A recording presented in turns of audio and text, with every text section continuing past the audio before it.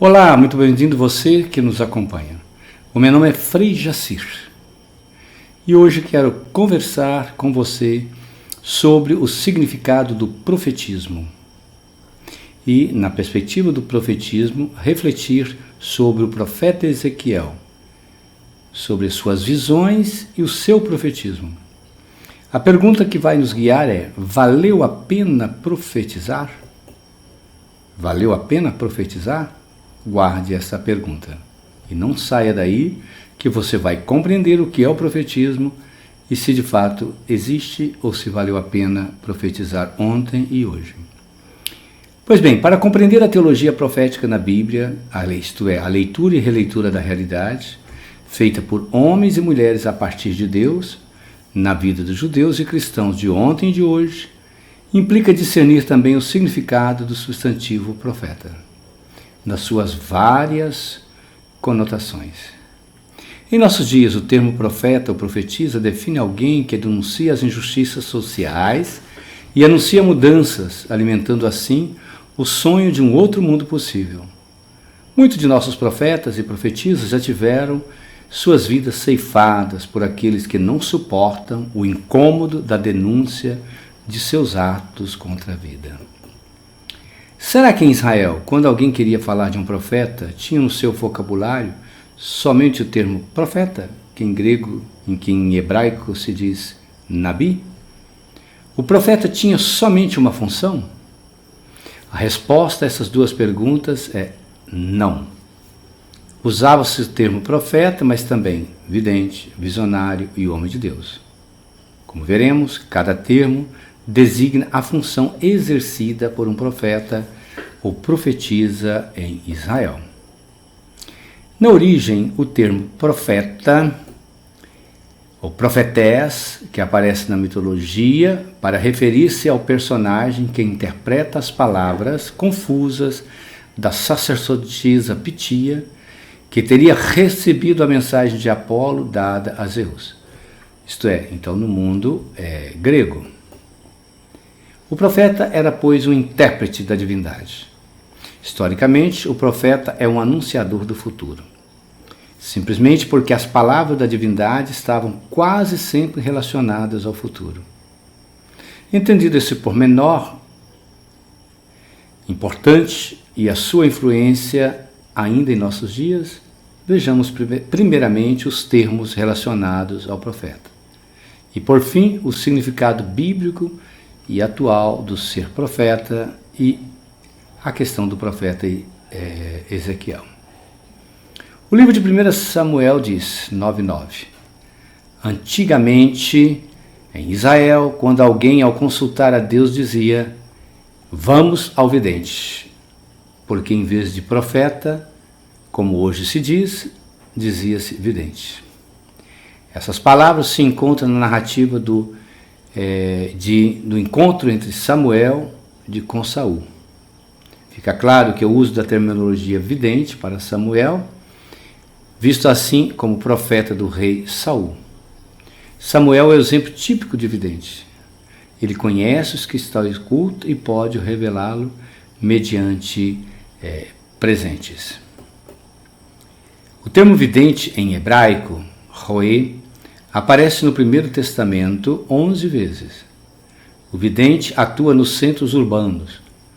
Por motivo de diálogo com o povo judeu, usaremos a terminologia Primeiro Testamento para referir-se ao Antigo Testamento e Segundo Testamento para o Novo Testamento, assim como o Primeiro Testamento e Segundo Testamento.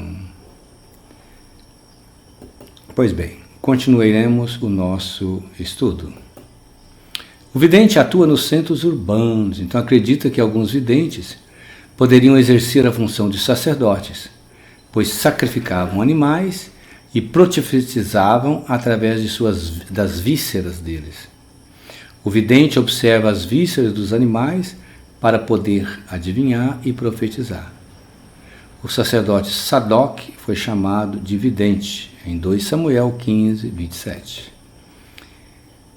De Gade, o profeta da corte, se diz que Deus o havia chamado de o visionário de Davi, 3 outras vezes a expressão visionário de Davi é aplicada a Gad, em 1 Crônicas 21:9, 29:29, 2 Crônicas 29:25. Amós é também chamado de visionário pelo profeta Amazias. Visionário, diz, vai, foge para a terra de Judá, come lá o teu pão e profetiza. Amós 7:12. Visionário em hebraico se diz rosé, pode ser contabilizado 16 vezes no Primeiro Testamento. A função do profeta visionário era de ter visão ou contemplar. Alguns visionários serviam o rei com suas visões e palavras. Por isso eram considerados, como já havia dito, visionários do rei. O que, por outro lado, não deve nos levar a afirmar que os visionários eram membros da corte. A visão e contemplação faziam parte da atividade dos profetas, como Isaías, Amós, Miqueias, Naum, Abdias e Abacuque. Alguns visionários foram chamados de falsos profetas, pelo fato de suas visões serem movidas por interesse. Miqueias 3:5-7. Por outro lado, os visionários, por causa de sua denúncias corajosas, eram considerados referências importantes para o povo poder manter-se no caminho de Deus. Eles agiram contra o ímpio rei Manassés.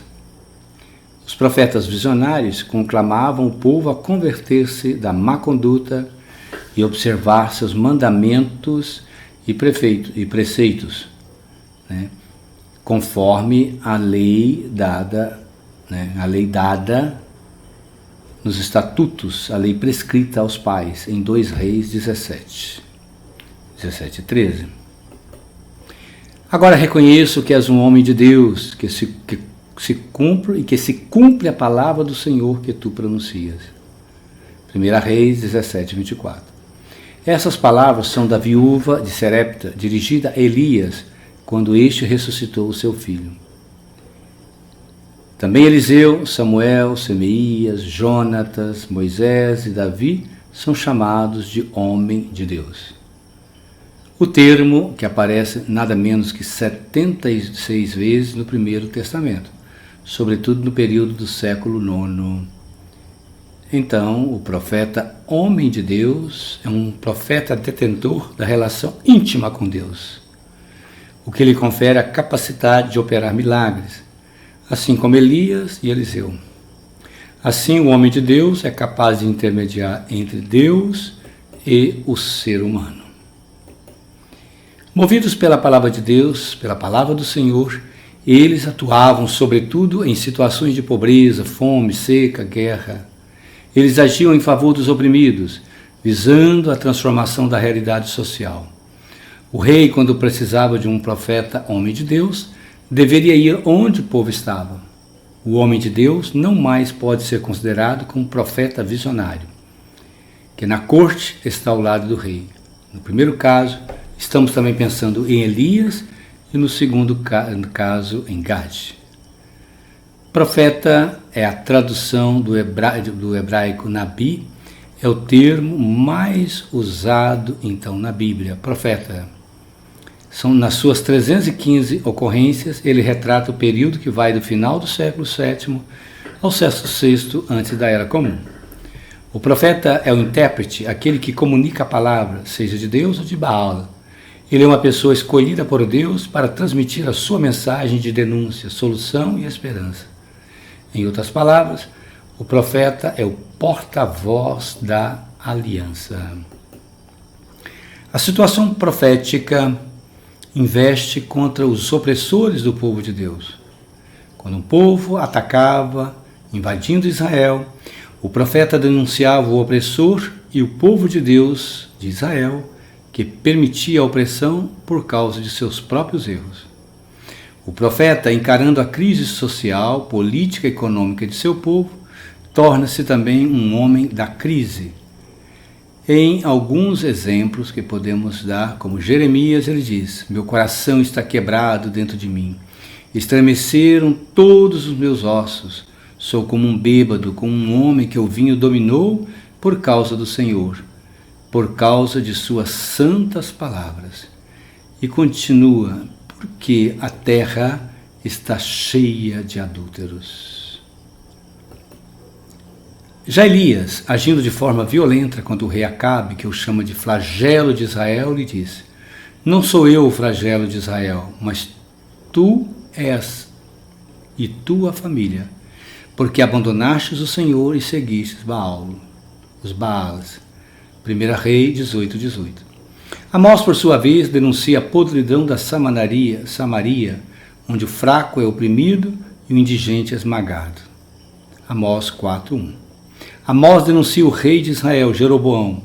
Amazias, sacerdote do rei de Betel, entrega Amós para Jeroboão e afirma que a terra não pode mais suportar a palavra do profeta Amós. Amós 7:10. Colocando-se contra os poderosos, o profeta faz opção clara pelos que sofrem, os pobres. Zacarias, por exemplo, sonha com um rei justo e vitorioso, pobre, montado em um jumentinho. Ele eliminará os cavalos de Efraim e de Jerusalém e o arco de guerra. Zacarias 9:9. Malaquias, por sua vez, afirma que Deus agirá no dia do Senhor contra os que oprimem os assalariados, a viúva, o órfão e violam os direitos dos estrangeiros. Deus é o Deus dos pobres. Ser profeta é agir como Deus, que tem preferência pelos pobres. Assim o profeta sabe discernir o que faz parte do projeto de Deus. O profeta age, na maioria das vezes, isolado. Alguns chegam a ter sua escola ou discípulos. Até algumas mulheres faziam parte do movimento dos profetas. Este modo de agir do profeta leva a uma profunda crise pessoal. É o caso de Jeremias, que sofre por ter defendido o exílio na Babilônia para o seu povo. Por isso ele considera um traidor da pátria. Ele é considerado um traidor da pátria. Jeremias 39. E acabou exilado no Egito. O profeta torna-se um desinstalado por Deus. Ele é aparentemente um frustrado. Sente-se ameaçado constantemente no seu projeto. Na outra ponta da linha, a simples presença do profeta é capaz de gerar uma crise pessoal e institucional. O profeta incomoda pessoas e instituições. Ele diz o que as pessoas não querem ouvir. O reconhecimento dessas palavras é quase sempre muito posterior. Os profetas de Israel e Judá pregavam a fé monoteísta ao Senhor contra qualquer tipo de idolatria. Na voz do profeta Isaías, Deus diz: eu sou o primeiro e o último, fora de mim não há Deus. Isaías 44. E ainda condena os idólatras, os que modelam ídolos, nada são, as suas obras preciosas não lhe trazem nenhum proveito. Eles são as suas testemunhas, eles que nada veem e nada sabem, para a sua própria vergonha. Quem fabrica um Deus e funde um ídolo que nada lhe pode valer, certamente todos os seus devotos ficarão envergonhados, bem como os seus artífices, que não passam de seres humanos. Combater a idolatria e a alienação religiosa do povo é marca da ação profética.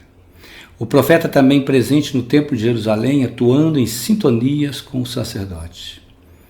Ele é uma pessoa de oração, que reza a vida e seus acontecimentos. Ele é alguém que vive uma profunda experiência pessoal de Deus. Ele é o seu testemunho. O profeta é o guia espiritual do povo. Encontramos na divisão dos profetas do Primeiro Testamento a distinção entre profeta maior e profeta menor. Essa diferença ocorre não pela importância do profeta, mas pelo tamanho de seu escrito. No século II a.C. já era conhecida essa distinção. São 3 os profetas maiores, a saber, Isaías, Jeremias e Ezequiel. Já os menores são os números 12, ou seja, Amós, Oséias, Miqueias, Naum, Abacuque, Ageu, Zacarias, Malaquias e Abdias. O livro de Baruque é colocado entre os livros proféticos da Bíblia, a grega, aquela usada pelos primeiros cristãos, mas não pelos evangélicos. Ele não é propriamente o livro de um profeta. Baruque era secretário e amigo do profeta Jeremias, quem lhe teria ditado essas palavras proféticas. E nesta mesma linha, o livro das Lamentações é atribuído a Jeremias. Por isso, é colocado depois do livro de Jeremias. Essa hipótese, no entanto, não é sustentada pelos pesquisadores, pois o teor do livro não coaduna com o pensamento de Jeremias. Já o livro de Daniel é outro que suscita polêmica. Daniel, embora reconhecido no Segundo Testamento, Mateus 24:15, não seria o profeta do livro em questão. O autor deste livro, assim como de Jonas, fez uso do nome para difundir o seu pensamento. O livro de Daniel se enquadra melhor no gênero sapiencial e apocalíptico. A Bíblia da 70 e a Latina Vulgata consideram o livro de Daniel como um profeta maior. A única mulher, as mulheres profetisas, a única mulher que poderia ser considerada profetisa na Bíblia, no sentido estrito do termo, é Hulda, que viveu na época da reforma deuteronomista do rei Josias. As outras mulheres que receberam esse título de profetisa são Míriam, irmã de Moisés, Arão e Débora. Então essas são as mulheres, né, consideradas profetisas. Embora sejam somente essas 3 mulheres chamadas de profetisas na Bíblia, sabemos que muitas outras mulheres atuaram como tal. Há de se ressaltar, no entanto, que esta denominação tem sua origem nos livros históricos e no Pentateuco, mas não nos proféticos. O machismo no mundo bíblico com certeza impediu o surgimento de outras mulheres profetisas. E por que não concluir que muitas mulheres profetisas não lograram ter os seus feitos registrados no livro sagrado? Isaías 8:3, ao falar do nascimento do filho de Isaías, refere-se à mulher do profeta como profetisa. Em seguida me acheguei à profetisa e ela concebeu e deu à luz a um filho. Palavras de Isaías. A mulher aqui também, na perseguição machista, é considerada profetisa enquanto é esposa e mãe do filho do profeta. E agora vem uma coisa interessante. Cada profeta, uma denúncia, uma solução e esperança. Não é impossível enquadrá-los todos em um mesmo esquema. Cada profeta, atento aos problemas de sua comunidade, o que lhe era peculiar, soube, com base nas propostas da aliança feita pelo Senhor, apresentar uma solução.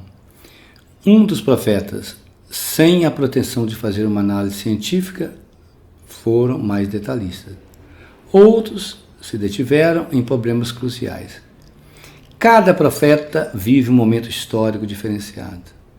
Por isso, eles divergem na leitura da realidade e das soluções apresentadas. A história incorpora essa realidade. Todo projeto por ele apresentado analisa a realidade, critica e projeta uma esperança. Ao negar a esperança, paradoxalmente, o profeta cria a esperança. Essa nasce de uma realidade de morte e de injustiça. O povo toma consciência da situação e cria algo de novo. A esperança é, pois, realista e condicionada ao Deus que liberta. Onde não tem justiça, também não tem paz.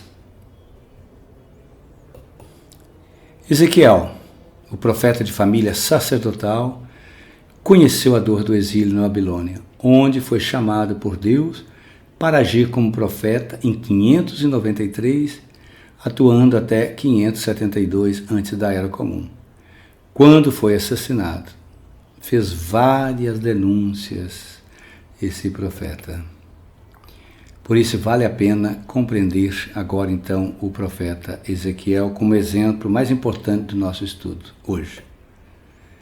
Então o profeta Ezequiel denunciou os tribunais com juízes que agiam por o suborno, promulgando sentenças criminosas. A cidade de Tiro, que abandona Jerusalém na defesa contra os babilônios.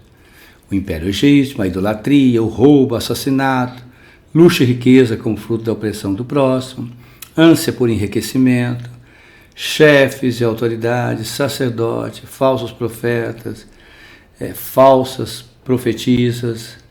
Assim foram então as denúncias do profeta Ezequiel. Dando continuidade, Ezequiel crê que Deus vai agir, depondo as autoridades, ocupando seu lugar. Um novo Davi assumirá a sua representação na terra. O Senhor julgará o seu povo. O dia do Senhor será de ira. Por fim, Ezequiel propõe como solução para tantos problemas a purificação do povo e consequente recebimento de um novo coração e um novo espírito. Ezequiel acredita que a intervenção do Senhor criará um novo céu e uma nova terra, dará ao ser humano um coração novo, porá o seu espírito no íntimo de cada pessoa, em uma nova aliança. Uma nova aliança que será feita com o povo. Ezequiel 36, 26 a 28. Nisso, então, está a sua esperança. Noutra visão, Ezequiel vê um carro enorme, com 4 rodas e querubins ao seu lado. Sobre eles havia uma plataforma de gelo. Acima dela ficava o trono glorioso, Ezequiel 1, 21, 24. Na terceira visão, Ezequiel vê o novo templo de Jerusalém e a glória de Javé sobre ele. Ezequiel vê água ainda saindo debaixo do templo de Jerusalém em direção ao leste, aumentando cada vez mais até tornar-se um rio.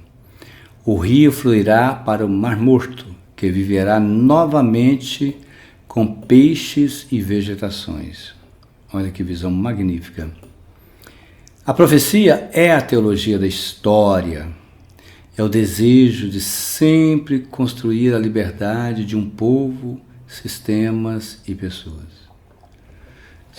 Vamos então concluindo com isso, evidentemente, a nossa apresentação.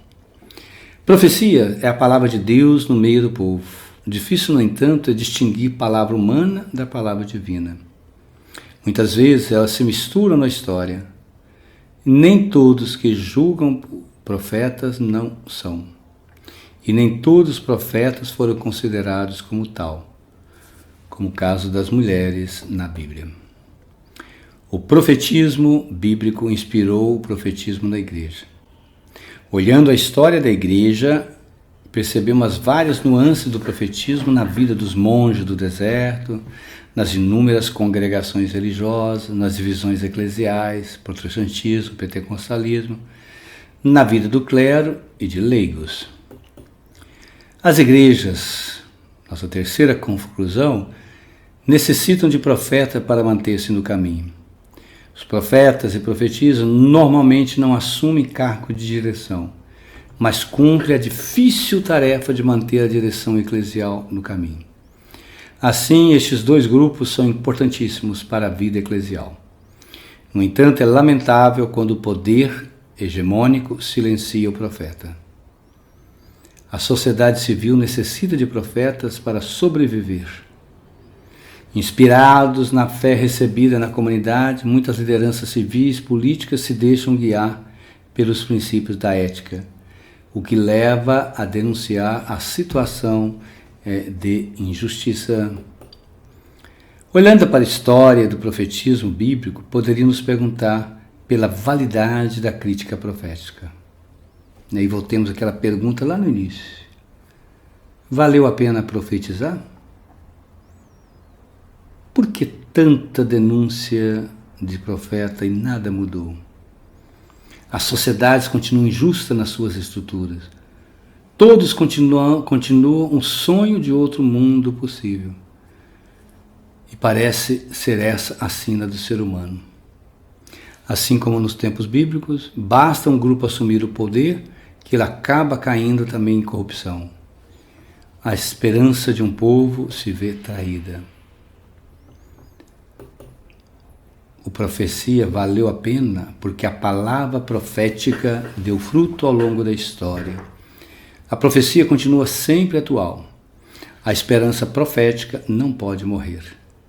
A esperança é a gasolina de todo e qualquer ser humano. Quem perde a esperança, deixe de viver. E por isso eu diria, mesmo que essas estruturas não mudem, não podemos deixar de esperar num outro mundo. Homens e mulheres novos renascem a cada dia. E mesmo que eles envelhecem e voltem para o nada, há de se esperar sempre. O profeta é um ser humano da crise, do sofrimento. Eles não são compreendidos nas suas ações e palavras proféticas, pois ele está sempre além do seu tempo e das pessoas.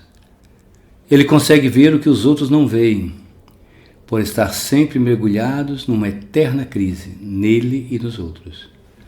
A palavra, a força se unem na ação profética.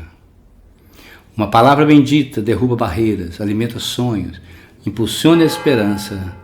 Ela nos dá a casa pronta, ou melhor, ela não nos dá a casa pronta, o pão, mas nos ensina a buscá-la. Uma palavra maldita põe tudo a perder. Ela destrói esperanças. A palavra profética é sempre bendita. Por isso, ela é eterna no sonho e na conquista. Temos que esperar sempre. Temos que ser profeta sempre. Mesmo que o tempo não seja para tanto. Saudade dos profetas de Hator, profetas que nos deixaram. Sejamos profetas, não percamos a esperança nunca. Paz e bem, não deixe de compartilhar, estudar com carinho esse tema tão importante do profetismo na Bíblia e, sobretudo, Ezequiel.